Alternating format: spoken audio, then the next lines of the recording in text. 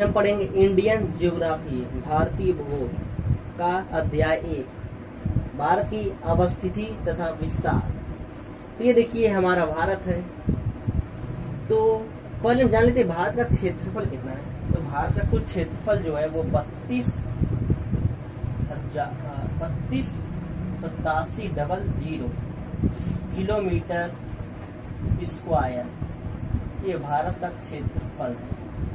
Okay, अब इसके बाद हमारे एग्जाम में पूछना है भारत की अवस्थिति कैसी है, भारत हमारे किस गोलार्ध में स्थित है, भारत हमारा किधर है, कहाँ से लेकर कहाँ तक है। इसके लिए हमें ये जानना होगा। देखिए हमारा वर्ल्ड, हमारा अर्थ जो है सर्कल है, तो इसमें हमारा एक काल्पनिक रेखा माना गया है जिसे हम विषुवत रेखा या अक्षांश रेखा कहते हैं, 0 डिग्री।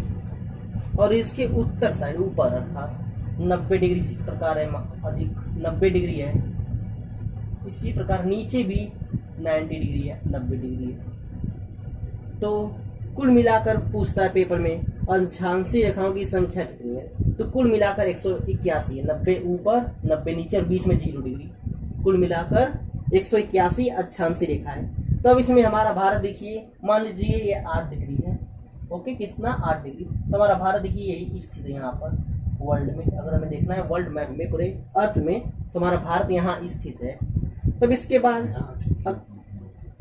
अगर हमारे एग्जाम में पूछ देता है कि हमारा अर्थ उत्तरी गोलार्ध में है कि दक्षिणी गोलार्ध में है, तो हमारा अर्थ जो है वो उत्तरी गोलार्ध में है। लेकिन अगर इसके आगे भी पूछ दे कि हमारा भारत किस उत्तर पश्चिमी या उत्तर पूर्वी, दक्षिण पश्चिमी, दक्षिण पूर्वी, ये पूछ दे, तो इसके लिए हमें हमारे लिए एक काल्पनिक रेखा और जिसे हम देशांतर रेखा कहते हैं उसे भी माना गया है।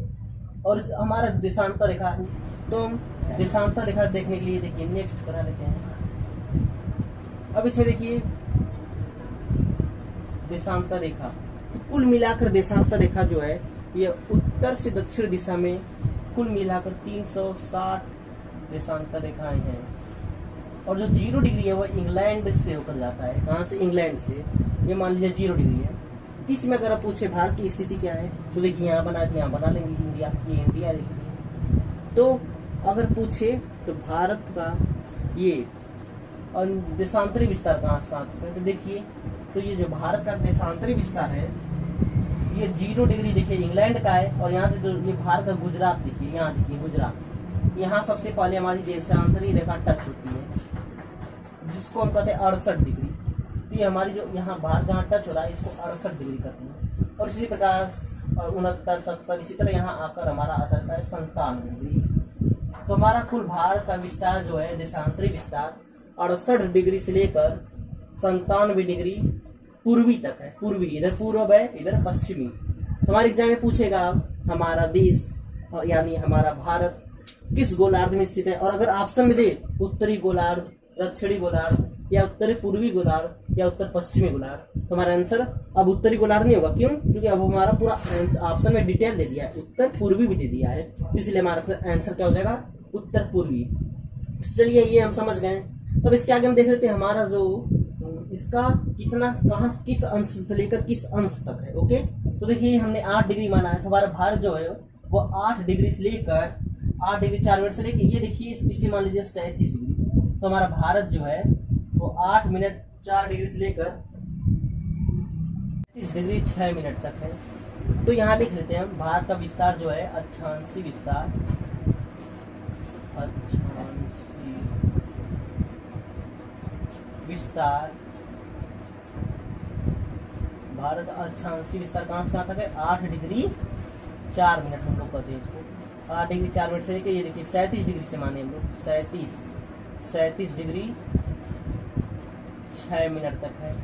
और इसी के आधार पर देखिए भारत का देशांतरी रेखा में बांटा गया है। तो अभी देखिए हम लोग देखिए कहाँ से कहाँ तक है? 68 डिग्री से लेकर 97 डिग्री।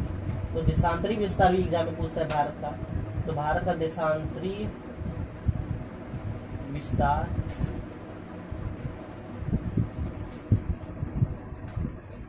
68 डिग्री 7 मिनट से लेकर 97 डिग्री 25 मिनट तक है। ये 68 डिग्री जो 7 मिनट है देखिए यहाँ होगा सबसे देखिए सबसे पश्चिम में हमारा जो ये गुजरात, और सबसे पूर्व में जो ये यहाँ पर है ये हमारा होगा 97 डिग्री 25 मिनट। ओके, तो अब हमारे एग्जाम में देखिए तो ये इन दोनों के, देखिए इसका अगर हम अंतर निकालें तो अब लगभग 30 डिग्री के आसपास आएगा।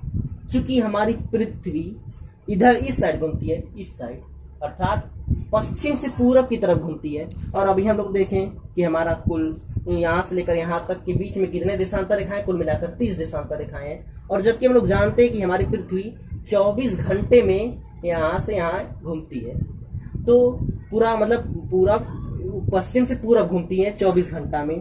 तो कुल टोटल कितने हैं अच्छा देशांतरी रेखाएं?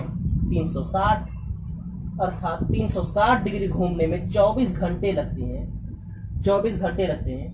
तो अगर हम इसी प्रकार तो हमारा देखिए ये 30 डिग्री का अंतर है, तो अगर हम 30 डिग्री का अंतर निकालेंगे तो हमारा आ जाएगा 4 मिनट, अर्थात 1 डिग्री घूमने में 4 मिनट लगेगा। इसी को हम डिवाइड कर देंगे इससे, तो 1 डिग्री घूमने में 4 मिनट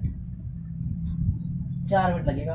तो हमारा अभी देखें हमारे देखिए देशांतरी रेखाओं विस्तार का अंतर कितना है? 30 डिग्री है। और जबकि हम लोग देखें 1 डिग्री घूमने में पृथ्वी को 4 मिनट लगता है, तो अर्थात हमारा जो भारत है या 30 डिग्री तक है, तो यानी हमारे भारत का जो यहाँ मानक समय रेखा होगा और यहाँ जो समय रेखा होगा, तो इन दोनों का अंतर 2 घंटा हो जाएगा। क्यों? क्योंकि 30 डिग्री अंतर है और 1 डिग्री घूमने में 4 मिनट, अर्थात 30 डिग्री घूमने में 120 मिनट लेगा हमारा देश।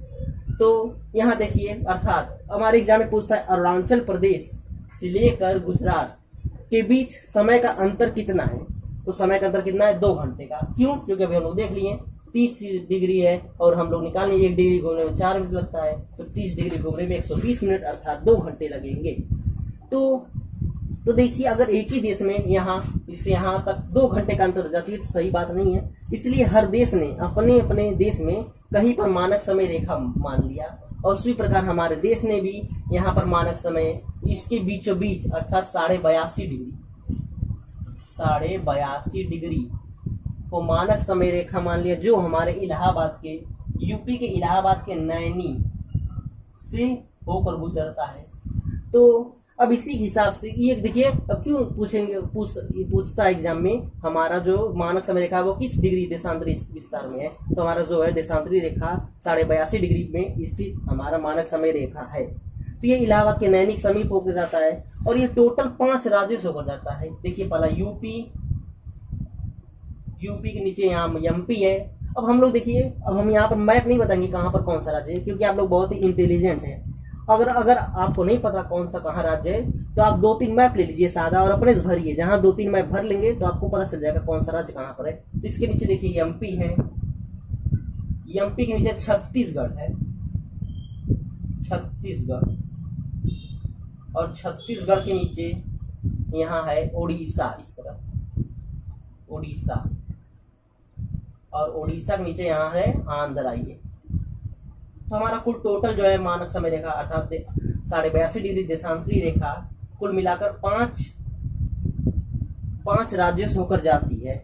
कौन कौन से? UP, MP, Chhattisgarh, Orissa, Andhra Pradesh. तो ये हमारे एग्जाम में पूछता है बार बार कि हमारी जो मानक समय रेखा है वो कितने राज्यों से होकर जाती है? 5 राज्यों से। तो ये था हमारा देखिए देशांतरी रेखा का विस्तार। अब हम आ जाते हैं अपने देश के अक्षांशीय रेखा विस्तार पर, अर्थात ये वाला। तो हम लोग देखें अभी 8 डिग्री और 8 डिग्री 4 मिनट से लेकर 37 डिग्री 6 मिनट हमारा देश इससे, अर्थात यहाँ जो है ये 8 डिग्री 4 मिनट है। तो यहाँ पर जो हमारा सबसे दक्षिणी भाग है यहाँ पर है कन्याकुमारी, और ये जो कन्याकुमारी है यहाँ पर हमारा जो राज्य तमिलनाडु उसका हिस्सा है। तो हमारे एग्जाम में पूछता है मुख्य भाग। ये देखिए मुख्य भाग, इसकी इधर देखिए अंडमान निकोबार भी है।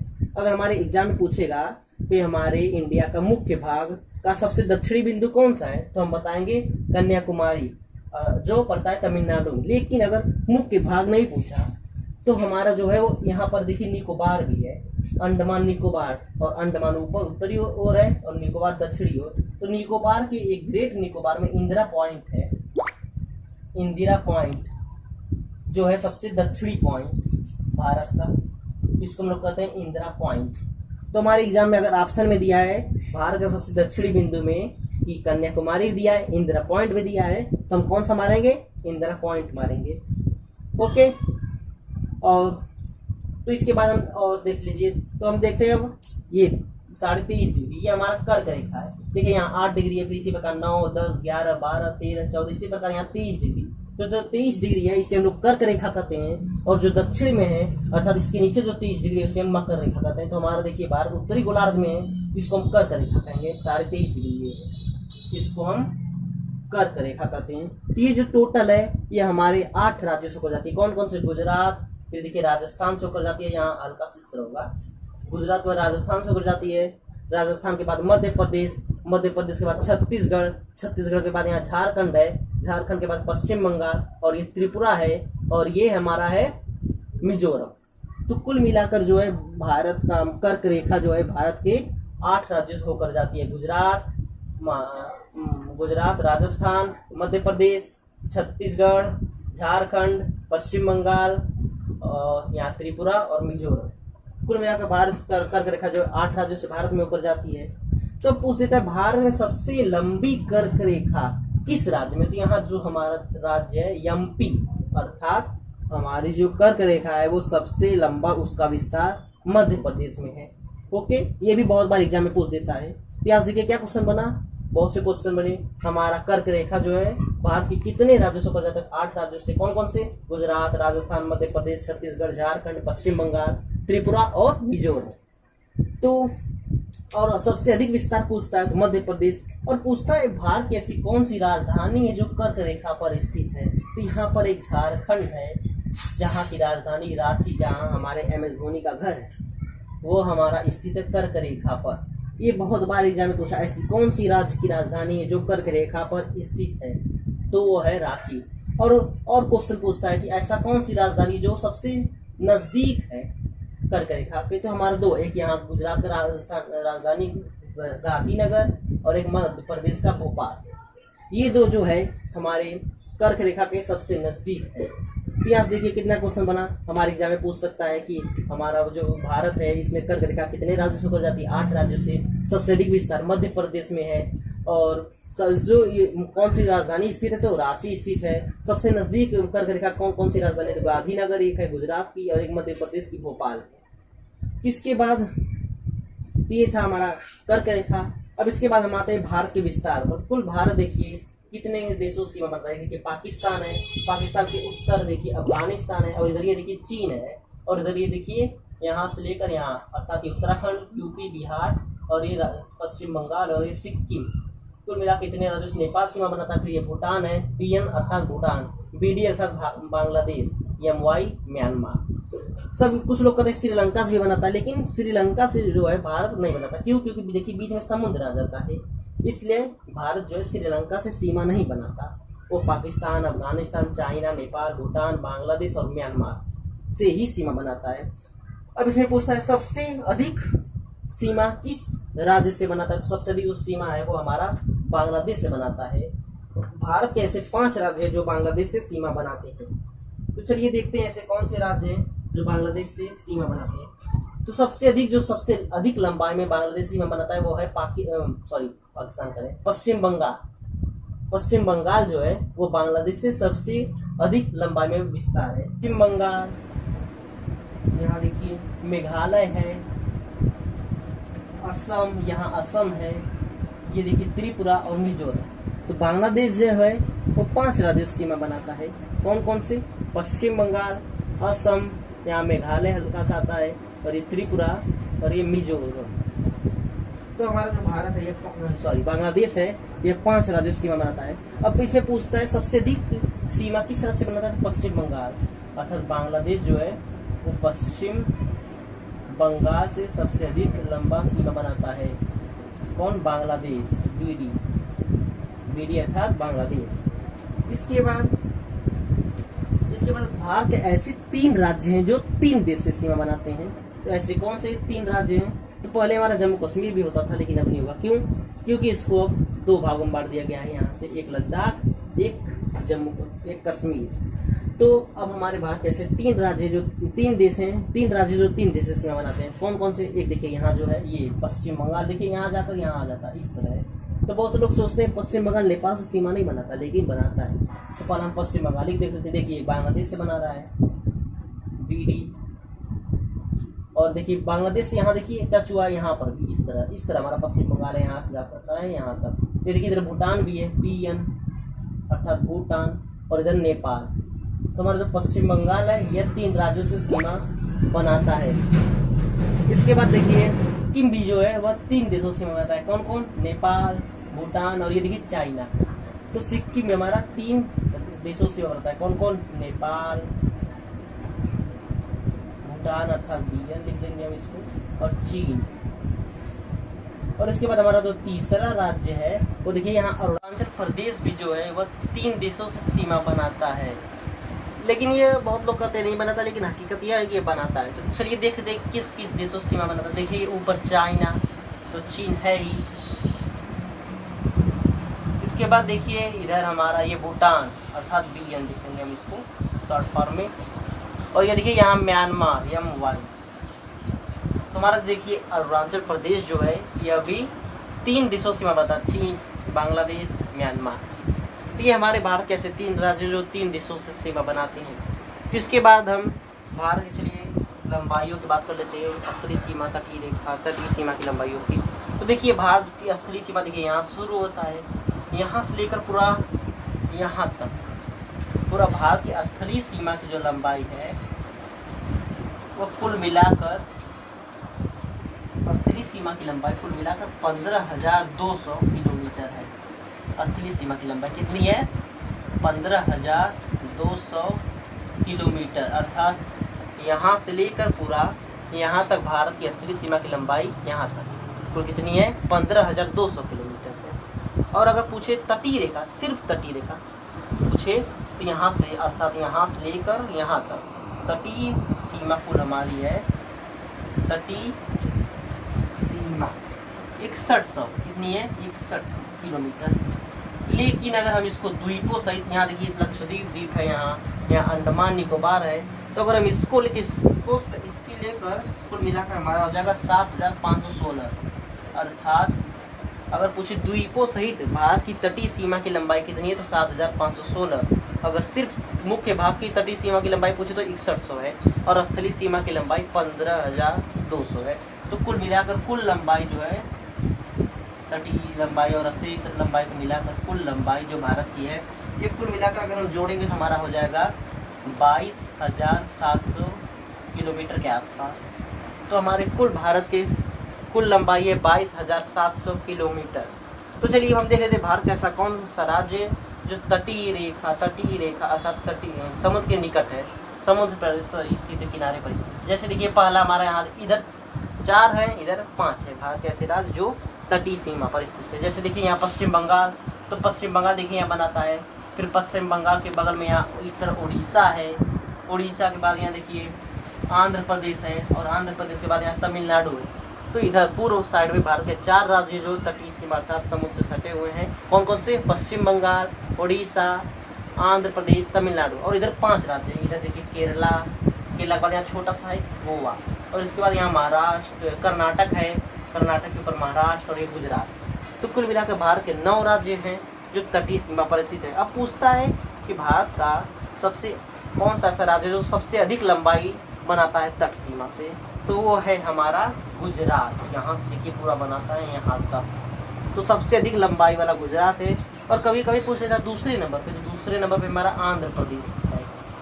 ओके, तो ये था। अब इसके बाद पूछता है भारत का ऐसा, पूछता है क्षेत्रफल में सबसे बड़ा भारत का ऐसा कौन सा राज्य है, तो राजस्थान है। दूसरे नंबर पूछेगा तो राजस्थान के बाद महाराष्ट्र है। फिर इसके बाद पूछेगा तो देखिए तीसरे पर मध्य प्रदेश, और चौथे पर पहले था आंध्र प्रदेश। कौन सा था? आंध्र प्रदेश। लेकिन 2 जून 2014 को आंध्र प्रदेश से तेलंगाना अलग हो गया, तो अब आंध्र प्रदेश चौथे पर नहीं रहा, अब चौथे पर आ गया हमारा राज्य यूपी।